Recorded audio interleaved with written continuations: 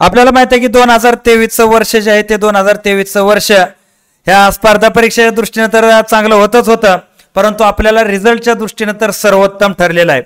जे आपली रिझल्टची मोठी परंपरा आहे तीच परंपरा या ठिकाणी आपण कायमस्वरूपी ठेवलेली आहे आणि दररोज आपल्याला नवनवीन आपले विद्यार्थी सिलेक्ट होत आहेत. ही गोष्ट बघून फार आनंद होत असतोय. परंतु आजचं सिलेक्शन आपल्यासाठी थोडंसं वेगळं आहे का तर नेहमी आपण या ठिकाणी आपले स्टुडंट येत आहेत, अकॅडमी त्यांचा सत्कार करते, पण पहिल्यांदाच असं घडलं की विद्यार्थी सत्कार करण्यासाठी इथं आलेले आहेत. या ठिकाणी त्यांचं म्हणणं आहे सर आम्हाला तुमचा सत्कार करायचा आहे. आता ही गोष्ट त्यांचं प्रेम आहे तो भाग वेगळा, परंतु अकॅडमीसाठी ही खूप आनंदाची गोष्ट आहे का तर आपल्याबरोबर जे विद्यार्थी आहेत त्यामध्ये या ठिकाणी बापू विक्रम वेताळ सर की एक सर्व्हिसमॅन आहेत आणि यांची जवळजवळ 3 पोस्टवर निवड झाली. वनरक्षक पदावरती निवड झाली, त्यानंतर त्यांनी या ठिकाणी मोजणीदार WRD मधून सिलेक्शन झालेलं आहे. त्यानंतर MPSC 2023 क्लर्कला त्यांचं खूप चांगलं लीड आहे आणि तिथेही काम होणार आहे. त्यानंतर आपले जे विद्यार्थी आहेत सुधीर जनार्दन काकडे सर, तर सुधीर जनार्दन काकडे सरांची सुद्धा 2 पदावरती निवड झाली. पहिलं पद या ठिकाणी त्यांचं आपण पाहतो मोजणीदार पुणे या ठिकाणी निवड झालेली आहे. त्याच्याबरोबर या ठिकाणी MPSC क्लर्क 2023ला सुद्धा खूप चांगल्या प्रकारचं लीड आहे.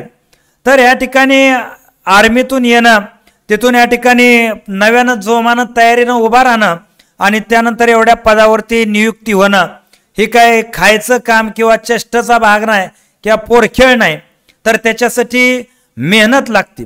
ठीक आहे आम्ही अकॅडमीवाले आहोत, परंतु त्याच्याबरोबर अकॅडमीकडे काय आमच्या भरपूर ॲडमिशन्स आहेत, मग काय सगळे सिलेक्ट होत असतात का? नाही. काय सिलेक्शनसाठी पहिलाच नियम आहे की स्वतः विद्यार्थ्याचे प्रयत्न किती आहेत आणि तोच त्यांचा संघर्ष, त्यांचेच प्रयत्न किती आहेत हे आपल्याला ऐकायचे आहेत.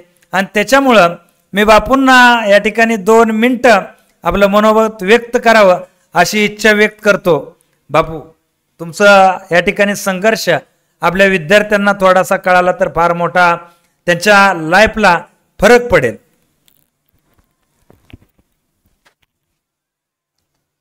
नमस्कार, मी बापू विक्रम वेताळ आर्मी AD मधून रिटायर झालेलो आहे.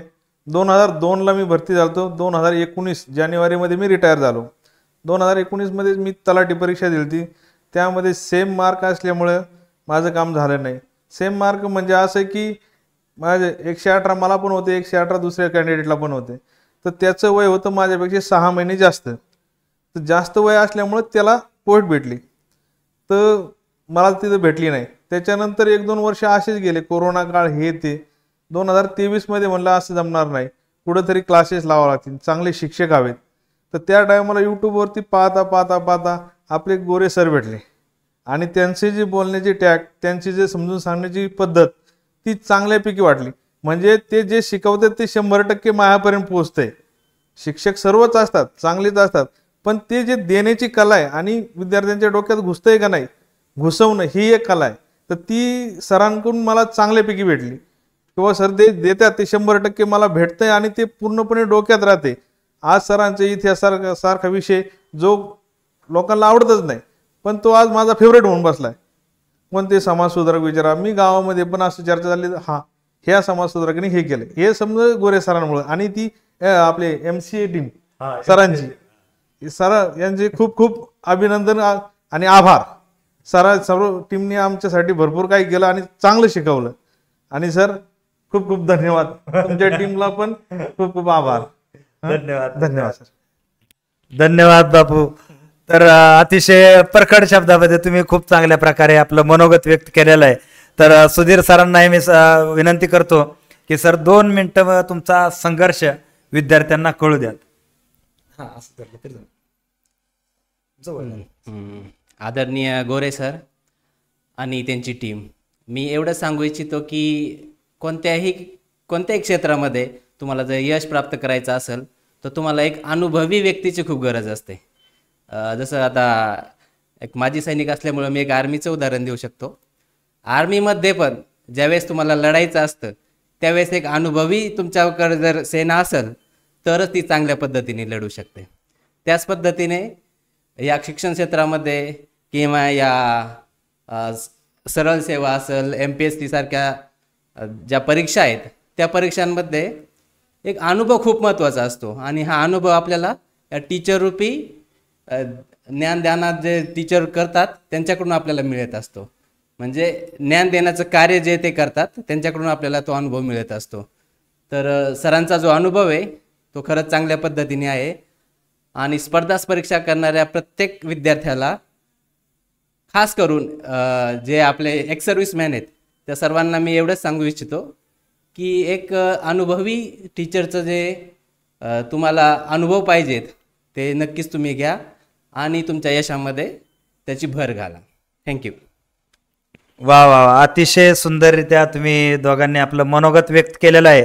आणि खरंच मी एक गोष्ट नक्कीच सांगतो की कुठलीच अकॅडमी किंवा कुठला शिक्षक हा मोठा त्याच वेळेस बनतो ज्यावेळेस तुमच्यासारखे विद्यार्थी ह्या ठिकाणी त्यांना भेटतात त्याच वेळेस. का तर आमच्याकडं हजारो विद्यार्थी आहेत, हजारो विद्यार्थ्यांचं सिलेक्शन नाही होत कधी.